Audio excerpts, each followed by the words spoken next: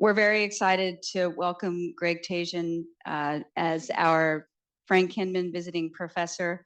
He really needs no introduction since we all have been following his career over time and know him. He was one of our fantastic residents, graduated in 2010, and just a little after I started, so I was able to get to know Greg and work with Greg while he was here. And then he went on to Children's Hospital of Philadelphia, did his fellowship, and has stayed on as faculty there. And he is a model academic physician who has done incredible work and already making huge impacts in kidney stone disease, health outcomes, and patient-reported outcomes. He's talked a lot about some of his work yesterday with the residents and was able to meet our residents and some of the staff that came to our clinical presentations yesterday. Had a really nice time at Journal Club also. Tom and Marshall were there. But we really already enjoyed his visit, look forward to today. And just to tell you a little bit more about some of the accomplishments that Greg has done, he leads a multi-institutional network called PKIDS that is really transformational in how we think about our approach to managing stones, again, health outcomes and patient-reported outcomes, which is a huge part of his research in making big changes for how we manage stones and think about stones. He's going to talk also today about the gut-kidney axis and some of the important work that he's doing, and we're really looking forward to hearing him speak and spend some time today at our research conference, have some fun in the afternoon, and then looking forward to having dinner together with different faculty. So very excited to have Greg back. It's been long overdue, and welcome.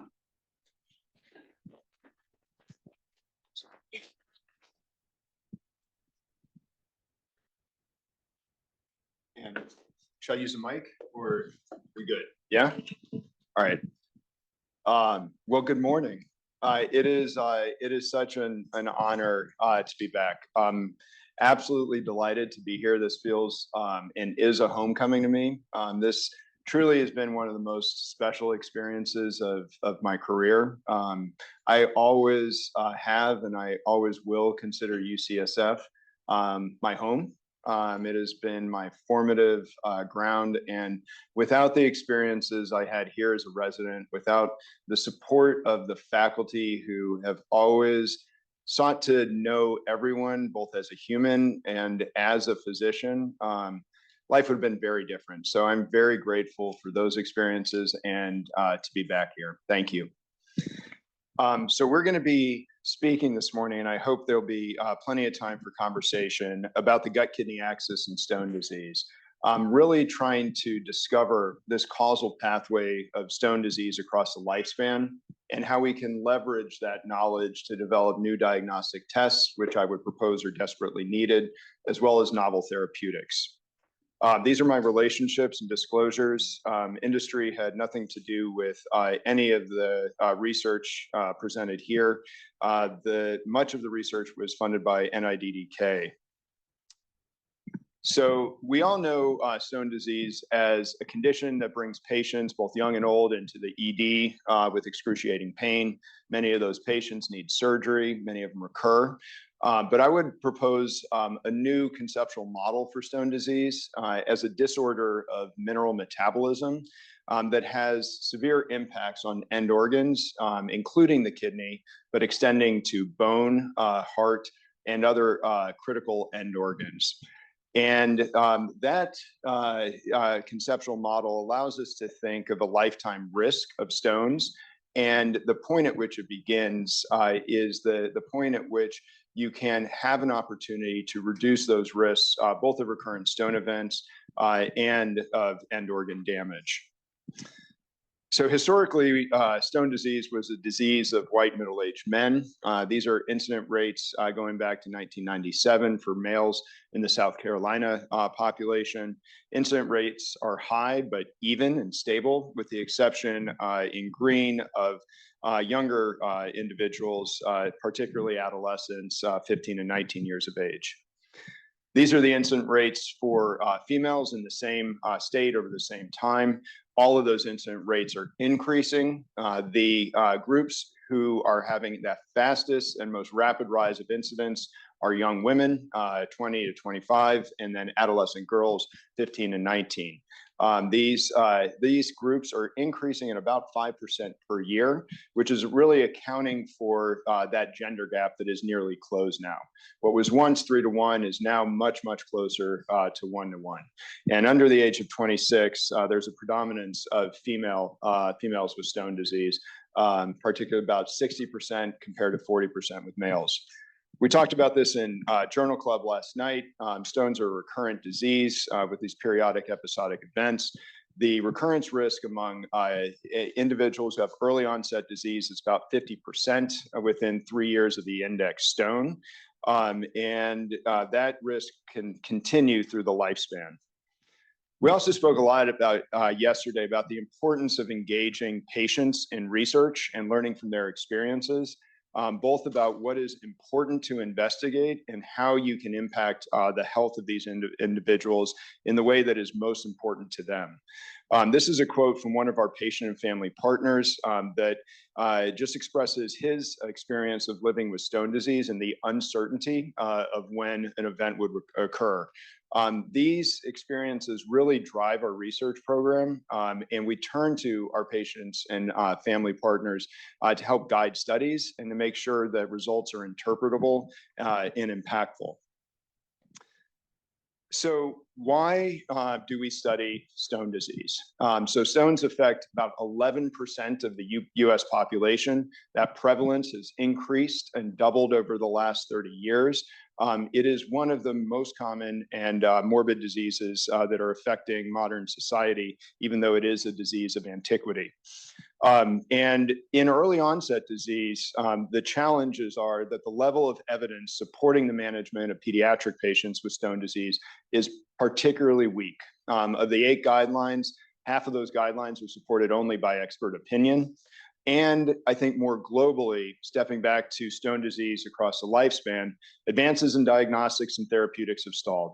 We're dealing with 24-hour urine chemistries, which have been around for 20 years and are useful in some patients, but not in others. And we are still dealing with thiazide diuretics and citrate therapy for a condition that affects 11% of the population. In diabetes, we're seeing GLP-1 agonists, SGLT2 inhibitors. We are not seeing these same discoveries in stone disease that we need. So what drives our research program is, sorry, something popped up. What drives our research program is one fundamental question, and that is, why is kidney stone disease beginning earlier in life? It's the same disease in adolescents as it is in 45-year-olds, but we're seeing this tip over much earlier in life now than we did even when I was in med school. And if we can answer that question, the subsequent question becomes, how can we translate this knowledge into new diagnostic and therapeutic discoveries that improve health outcomes across the lifespan? So the conceptual model for this talk and our program is the gut-kidney axis in stone disease. So rather than focusing on urine chemistries that exist in the urine at the time that a stone is forming, we're going more proximal along that causal pathway and thinking about the exposome, the sum totality of our exposures from before birth to death. That includes diet, includes environmental exposures, includes many of the behaviors that we consider, but so many of those other exposures that we're not aware of and haven't yet investigated.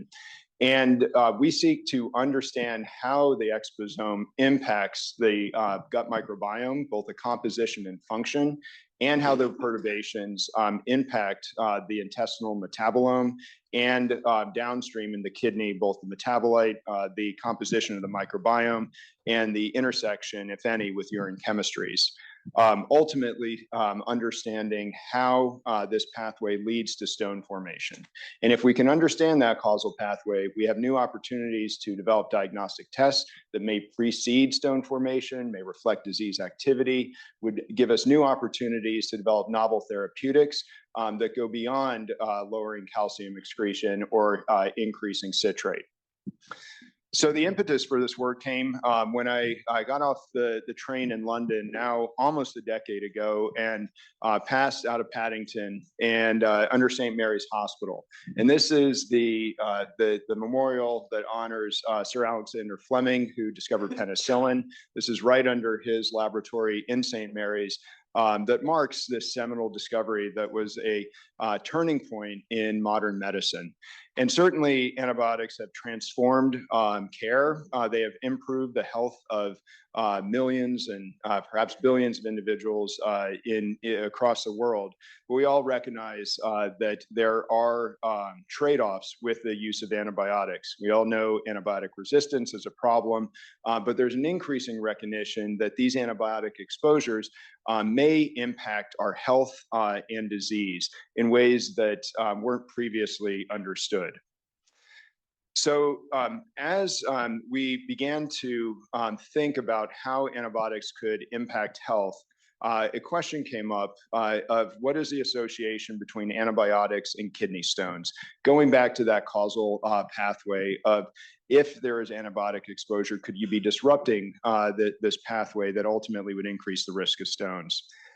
So we designed a case control study that was nested within the THIN database. So THIN is a database that is representative of all the GP practices in the UK. The GP practices are the gateway for care in the United Kingdom and is the source for antibiotic prescriptions and recording. All health events are recorded in the GP practices. So it gives you the opportunity to have full capture of a population in a way that you can't in the US because of the fractionated care. So we identified individuals age 4 to upper age limit of 80 who had stone disease as an incident diagnosis.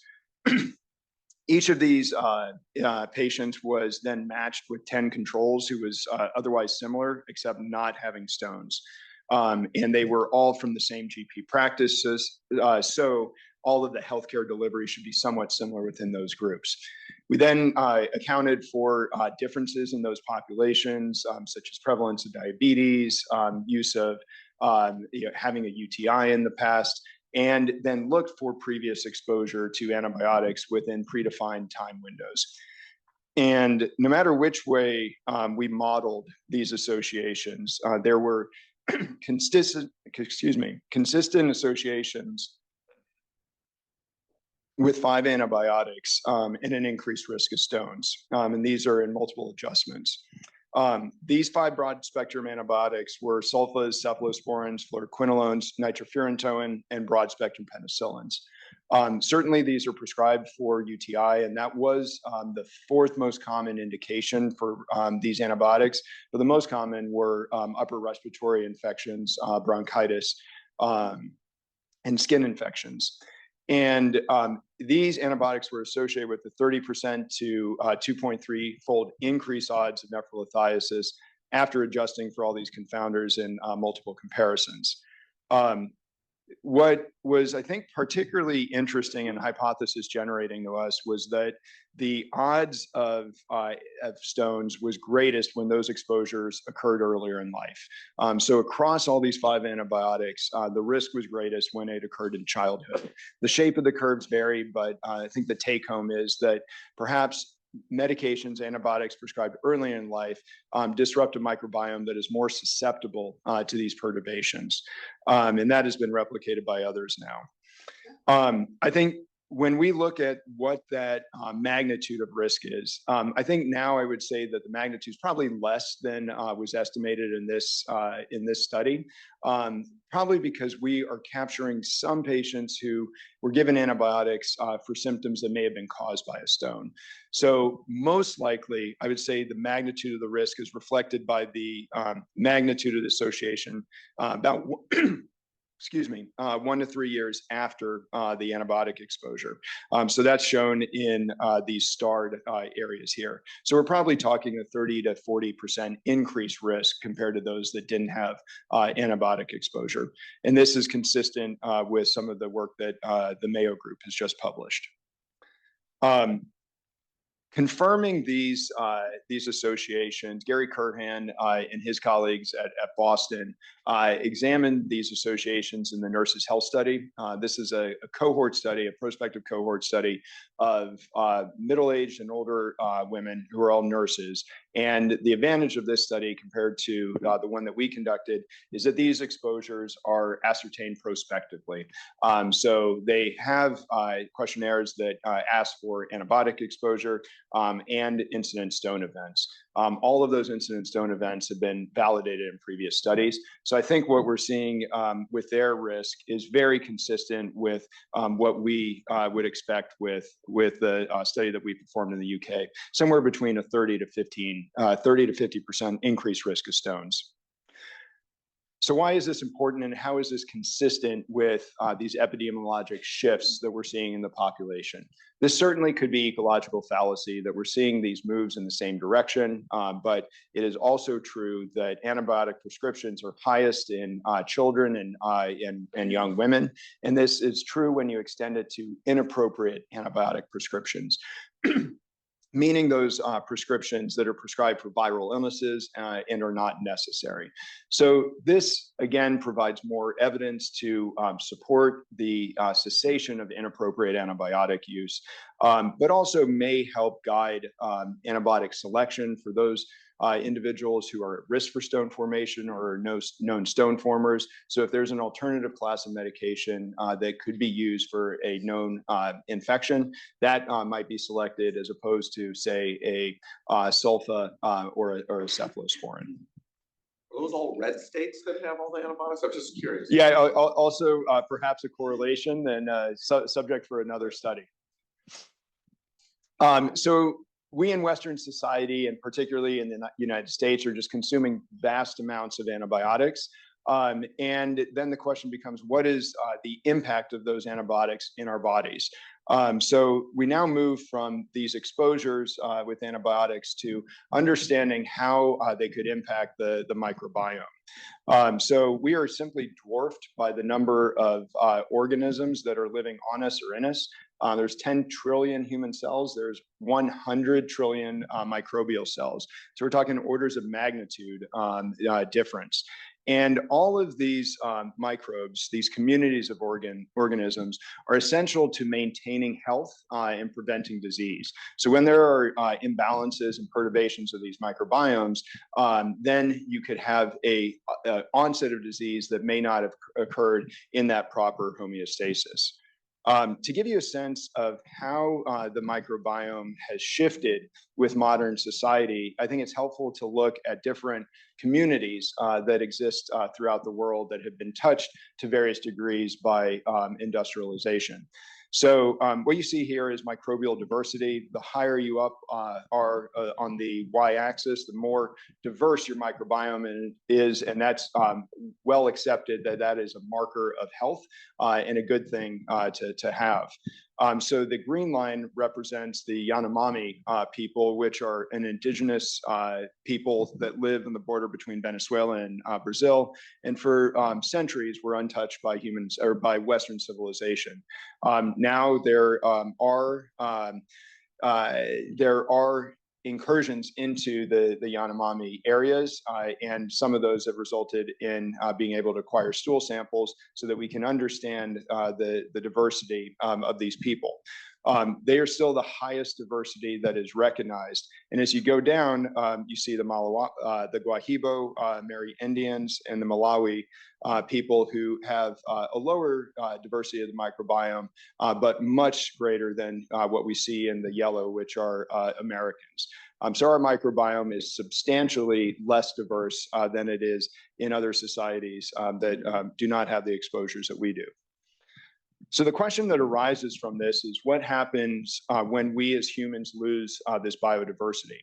And this was a question proposed by Marty Glaser, who's at NYU.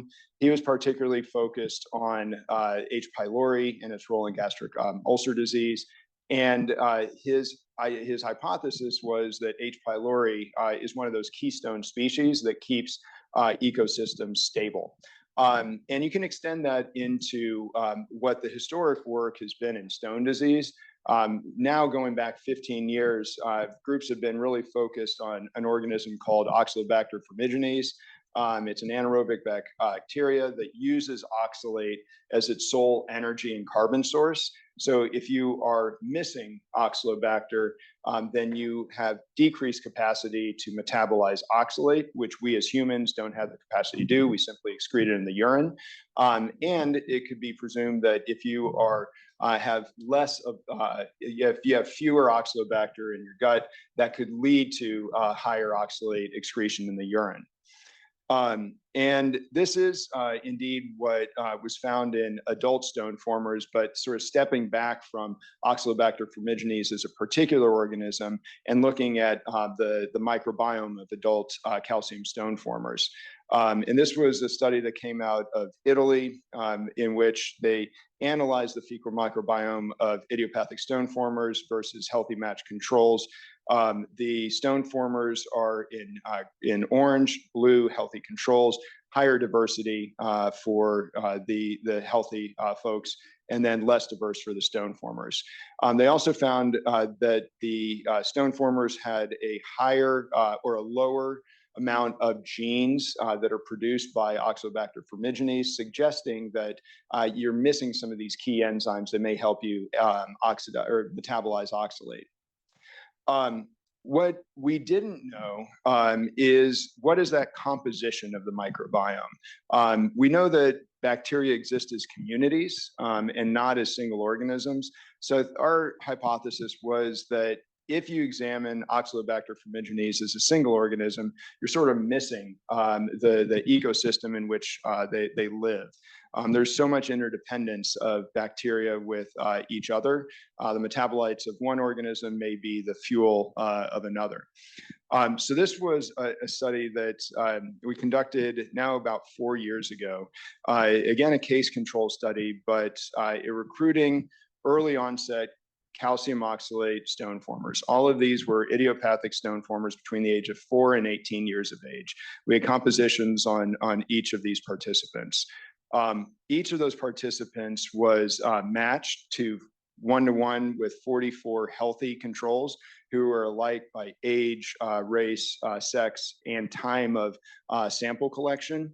And all of the participants underwent a stool collection, which was completed at home. We now have that process ironed out. It works well.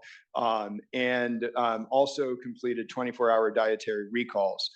The stool specimens were analyzed for the composition of the microbiome. So it was sequenced using something called shotgun metagenomics. Shotgun metagenomics is, I think, a more powerful technique than what you commonly see with 16S sequencing. It gives you taxa level identification of these bacteria and a much better understanding of the function of the bacteria. You're also able to identify the specific genes that are contained within these bacterial communities. So you get a tremendous amount of information about the gut microbiome. We also performed global or untargeted metabolomics of these same stool specimens to understand the metabolic environment that could be produced by these bacteria. So this is the 30,000-foot view of the microbiome of these participants. So this is a heat map of bacterial taxa in these children. The cases are shown in the salmon color on the right. The controls are blue on the left. And these taxa were included at the abundance of any, the specific taxa were included if their abundance was greater than 0.1%. So we wanted to eliminate those like rare bacteria that may not be important, with the exception of Oxalobacter formigenes that we did force into this sample. So when you look at it at this level, the overall taxonomic profile seems very similar between cases and controls, roughly the same colors. The red shown in the top quarter of the figure is the Bacteroides, which are by far the most prevalent bacteria. However, when you examine the differential abundance of bacteria that meet those requirements for a basic prevalence, there is a substantial difference in the abundance of key taxa between idiopathic calcium stone formers and their match controls. And each of these 18 bacteria, I'm sorry, 31 bacteria are shown on the left-hand side. And when you begin to understand what those bacteria represent in terms of their function, two key themes emerged. One was not surprising to us, and that's what we hypothesized was that there would be a lower abundance of bacteria that degrade oxalate. So those that degrade oxalate are shown in that light blue. There's 3 bacterial species. And the only thing I would note is that Oxalobacter formigenes is not one of those bacteria. Oxalobacter was detected in, I think, 3 participants across the board, sort of split evenly between cases and controls, after forcing it into consideration. But there were other bacteria that did seem to form a network of oxalate-degrading organisms, including Enterococcus and Bifidobacterium, which are not obligate oxalate degraders, but do perform that function. What was particularly exciting to us, and this was unexpected and really was an opportunity for me to learn about these short-chain fatty acids and butyrate, was that the most important theme or group of bacteria were these bacteria that produce butyrate. So butyrate is a short-chain fatty acid. It is made by gut bacteria from high starches or fiber in the diet, and butyrate is essential for maintaining gut health. So one of the primary functions that it has is it maintains the gut mucosal barrier. It's been implicated in IBD and other conditions of the gut. But when you are missing butyrate, your gut becomes leakier. So it's able to absorb more of the substances that are in the gut lumen, and that could be ultimately taken up in the kidney and excreted in the urine. Butyrate also has key roles as being a general anti-inflammatory property, and then also directly regulates SLC26 oxalate transporters in both the gut and the kidney. So what has emerged is a hypothesis in that there could be a synergy between these oxalate degrading organisms and butyrate producers. All of these were less abundant among stone formers. So if you have a leakier gut that is able to absorb more oxalate, and there's more oxalate present because these oxalate degraders are not there, you could be seeing an increased risk of stones because of increased oxalate excretion. What this study did not answer was, what is that oxalate excretion? We did not collect 24-hour urine chemistries or spot urines in these samples, but that was something that is being done right now, which I'll get to. But I think the big picture for us is that we really need to think about the gut microbiome and metabolome as a forest and not a tree. You know, singularly focusing on Oxalobacter, I think, puts blinders on us and really limits our perspective of what the entire ecosystem may be doing.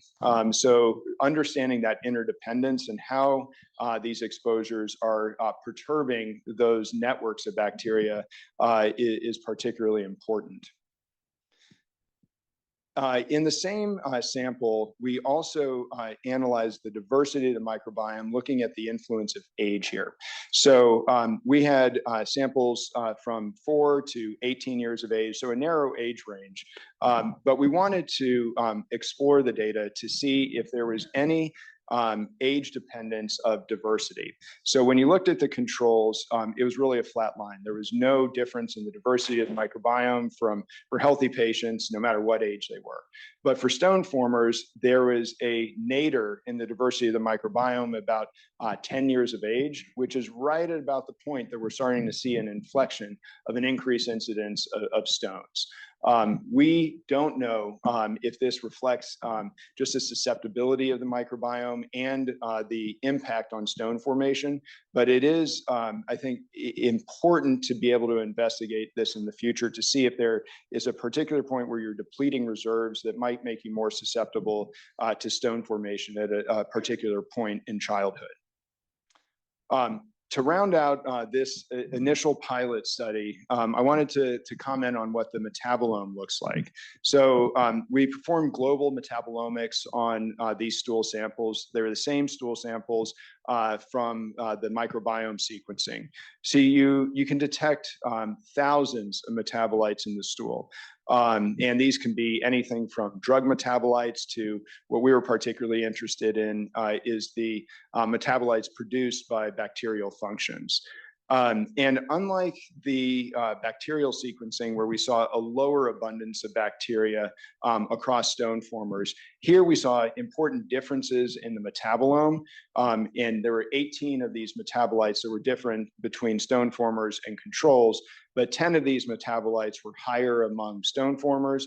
8 of the metabolites were lower among stone formers. So there could be this profile of metabolites that could reflect an increased risk of stones if they're depressed or elevated. And when you examine these correlations between each of these 18 metabolites and the 31 bacteria, that correlation is incredibly strong, suggesting that it's these bacteria and their differential abundance that are driving these changes in the metabolome. And if you create this panel of metabolites, it can discriminate a stone former from a healthy control with about 77% accuracy. That's intriguing, but is it clinically useful? Yeah, I don't know if we need a test right now to differentiate someone who's a stone former from a non-stone former. What we need is to be able to differentiate someone who is a stone former, who's at risk of future stone formation, get a sense of disease activity, help you understand when to intervene, when not to intervene, et cetera. And that's, I think, the focus now going forward. And that is really our superseding goal with the study that's being conducted now and its progeny. And that's I get to give credit to Justin Ziemba for this name. I didn't come up with it myself, but it is the Pursuing Optimal Organisms in People with Stones, the POOP study, which is supported by the NIDDK. Here we are seeking to augment that causal pathway that we began to elucidate in the pilot study, but now looking specifically at urine metabolites and urine chemistries. The reason that we think the urine is so important is that it can be obtained easily in the clinic. It also has a very broad metabolomic profile that we haven't begun to scratch the surface of for stone disease. And the holy grail would be if you can understand these metabolites in a spot urine sample, you can get beyond 24-hour urine chemistries, which are laborious to collect at best and limited in their scope. So here's some preliminary data that were actually just generated 2 weeks ago, and I'll share some that were just generated last night. So we performed untargeted proteomics of these urine samples for 88 of these now 300 patients who are participating in the POOP study.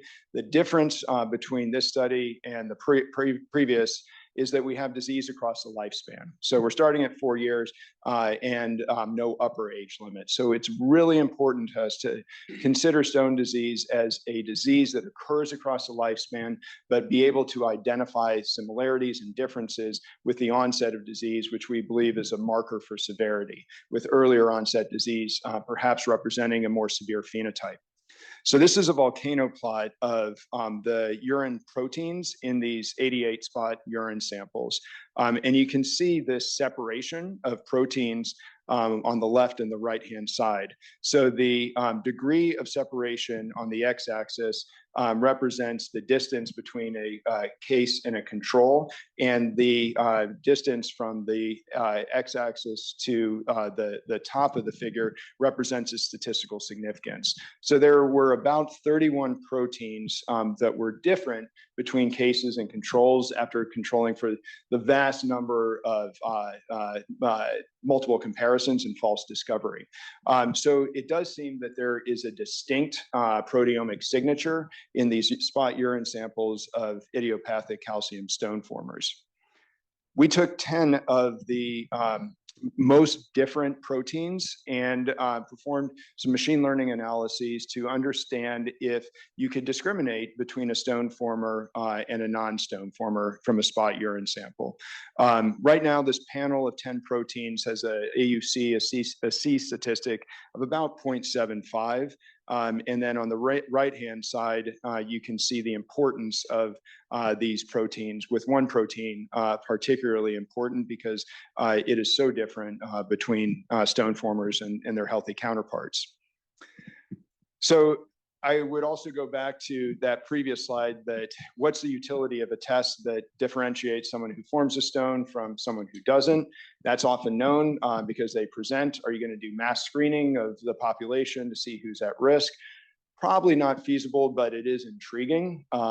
But what would be the true need is to be able to identify biomarkers of disease severity and activity. And when we look at these plots of the individual proteins with cases and controls, there's tremendous heterogeneity among the cases, lending the hypothesis that that variation could reflect differences in disease severity, activity, burden, other characteristics that are really clinically important and may drive therapeutic decisions. So we're just beginning to analyze these data with that goal in mind. At the same time of these proteomic analyses, we performed untargeted metabolomics using similar mass spec techniques as we did for the stool specimens, but this time focusing on the urine. And these data just came in yesterday, so I added them this morning. So we see a similar volcano plot of these urine metabolites, again showing the magnitude of the difference between the urine metabolites and their statistical significance between the stone formers and controls. These are cases and controls. What we now have data for is that there are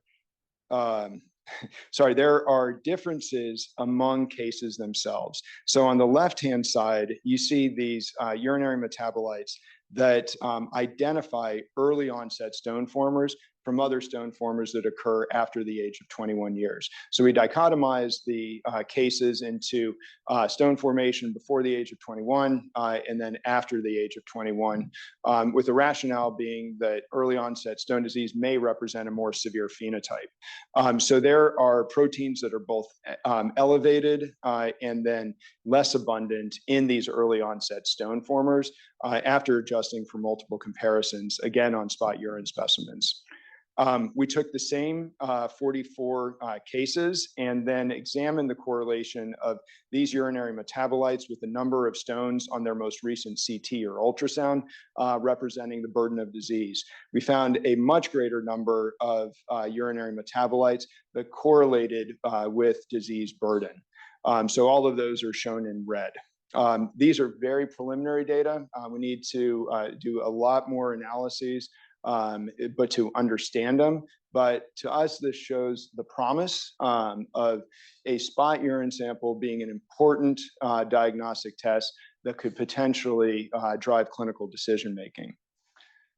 So our vision is to be able to create a new era of personalized kidney stone management that would reduce barriers to testing. If you could have a sample that could be collected at home or collected in the clinic, just in a spot random sample, you reduce disparities, particularly for those patients who have fewer resources and for whom it's more challenging to collect 24-hour urine collections.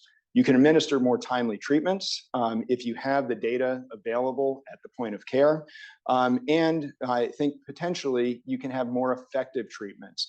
Part of that is the timing of therapy, of when to start a thiazide or citrate. But that to me is less exciting than revealing new therapeutic targets with some of these markers in the urine. If you can find new therapeutic targets, you can develop new therapies that work proximal to the urine chemistries and really address this causal pathway of stone formation. So why is a pediatric urologist focused on this? You know, again, my mission, my vision is to really think about stone disease as a disease across the lifespan for whom children are now increasingly affected and for whom we need to deliver effective and safe treatments. But all of these tests and the therapies that we hope to develop, I would envision to be scalable to the 35, 36 million adults living with stones in the US. We just need more work to be done. Where I'm going to conclude over the next 5 minutes is the potential for new therapeutics that are really focused on the gut microbiome and ultimately the associated metabolome. So this was a study that was just published today, actually, in Kidney International Reports, in which we took these drug exposures that are known to be associated with stones, either positively or negatively, or have functions such as anti-inflammatory properties that have been implicated in stone disease. So in these preliminary experiments, we did some dose response relationships between exposure of these drugs to 6 bacteria that are either oxalate degraders and or butyrate producers to understand what that dose response relationship looks like. And there were some strong dose responses, particularly with famotidine and simvastatin, with low dose of these drugs increasing the growth of these bacteria that produce butyrate or degrade oxalate. The reason that we're doing this is not that we think that everyone should be on a low dose famotidine or simvastatin, but to guide future experiments in which we are not examining, these single bacterial cultures, but looking at the whole community of organisms to really guide the doses that might be most effective. So this is very, very preliminary work that hopefully will lead to future experiments. So why is this important? Why are we looking at these drugs that have been around for years? And I would just turn to an article that was published in the lay press and presented in the academic literature a few weeks ago about drug repurposing. There was a study conducted by a team, I believe at UCL, that found that Viagra may help lower the risk of Alzheimer's disease. So is everyone going to be on Viagra? I don't know. But it does lend some validity to the question that if we can understand the impact of these drug exposures on the gut microbiome and metabolism, we might be able to repurpose some medications for stone disease. And that's just been shown with SLG2 inhibitors that was published in JAMA Internal Medicine 2 weeks ago. Why are we focused on the gut microbiome and metabolome with these therapeutics? One, that it's been estimated that about 40% of medications impact the gut microbiome and metabolome. And these are non-antibiotic exposures. So we might be able to harness some of the beneficial effects of these drugs if we can identify those that are associated with a decreased risk of stones. This is the vision. This is not anything for which we have data at this time, but I think there is a lot of biologic plausibility here. So our hope, in summary, is to be able to shift the conversation on stone disease and introduce breakthroughs that could be impactful for the millions of individuals living with stones in the US and across the world at every and any age. So we will continue to elucidate this pathway with the goal of developing these new diagnostics and therapeutics. And until that point, I'm certainly going to encourage my kids to play outside and eat the dirt and just enjoy the natural world. I usually end a talk with just one slide, but I can't do that here. So I want to prelude the end to this by acknowledging the partnerships over the last 10 years that have really allowed this work to go forward. So the team is shown on the left-hand side. And I wanted to highlight Michelle Denberg, whose picture you see here. And Michelle is a pediatric nephrologist at CHOP. She's a clinical epidemiologist. Her specialty is in mineral metabolism. So that partnership between a urologist and nephrologist who see the same problem, but from different perspectives and with different experiences, has been so incredibly fruitful, and one that has been transformational for our research program. So I thank Michelle for this partnership. And many of you saw this slide yesterday. This is where I end almost all talks. And this was a chocolate that was given to me by one of my patients from the Reading Terminal Market in Philadelphia, which is an amazing place if you're ever there.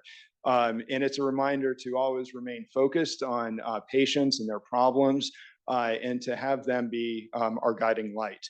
But I will not end this talk here. What I will end it on is just memories of San Francisco. What you see in the top left-hand side, Dr. Carroll, that's Matisse. You see with my son Dominic, who was born here. And then when we revisited in 2014, Dominic was, 3 years old then, and then Pascal was a baby. And you see my wife, Sarah, there. So we're at Bayreuth, one of our favorite places, and our old haunt in our home here. And now you see our older boys, Dominic and then Pascal, at the Chelsea game in Philadelphia. So this is just a reminder of what a special place UCSF is. My family started here, and it always feels like coming home. So being back with you all is just very special and meaningful. And I want to thank you for the tremendous conversations over the last day, and look forward to more to come today. Thank you so much.